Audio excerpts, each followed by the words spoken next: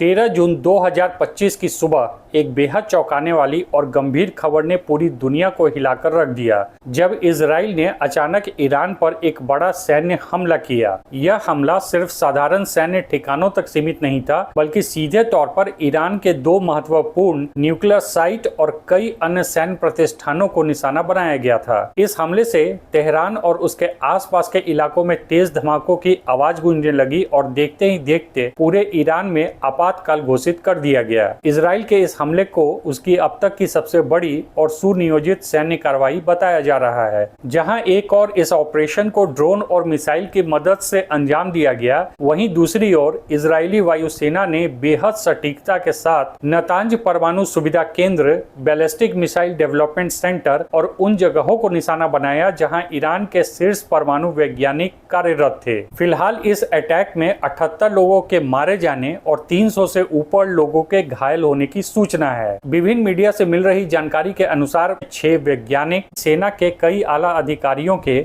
इस अटैक के चपेट में आने से मौत की सूचना आ रही है। इजराइल के प्रधानमंत्री बेंजामिन नेतन्याहू ने साफ शब्दों में कहा कि यह अभियान ऑपरेशन राइजिंग लॉइन के अंतर्गत चलाया जा रहा है और इसका उद्देश्य स्पष्ट है, ईरान के परमाणु खतरे को पूरी तरह समाप्त करना। नेतन्याहू ने कहा कि जब तक ईरान अपने परमाणु कार्यक्रम से पीछे नहीं हटता, तब तक यह सैन्य ऑपरेशन जारी रहेगा। उनके अनुसार ईरान का परमाणु हथियारों के बेहद करीब पहुंचना सिर्फ इजराइल के लिए नहीं, बल्कि पूरी दुनिया के लिए एक खतरा है। इजरायली सरकार ने इस सैन्य कार्रवाई को एक तरफा पूर्व आक्रामक और टारगेटेड डिफेंसिव कैंपेन की संज्ञा दी है। नेतन्याहू ने इस कार्रवाई को राष्ट्र की सुरक्षा के लिए आवश्यक कदम बताया और अंतर्राष्ट्रीय समुदाय को स्पष्ट संदेश दिया कि अगर ईरान जैसे शासन के हाथ में परमाणु हथियार आ जाते हैं, तो दुनिया की शांति को गंभीर संकट का सामना करना पड़ेगा। उन्होंने कहा कि इजराइल अपने नागरिकों की सुरक्षा के लिए किसी भी हद तक जाएगा, चाहे इसके लिए कैसी भी कड़ी कार्रवाई क्यों न करनी पड़े। उधर ईरान सरकार ने भी इस हमले की पुष्टि कर दी है। ईरान के सरकारी टेलीविजन चैनल ने बताया कि नतांज और एक अन्य परमाणु स्थल पर हमला हुआ है, जिसे ईरानी शासन ने खुले तौर पर आक्रामक कार्रवाई कहा है। इस बीच तेहरान समेत कई शहरों में सुरक्षा को लेकर अलर्ट जारी कर दिया गया है, जबकि सेना भी किसी और संभावित हमले को कर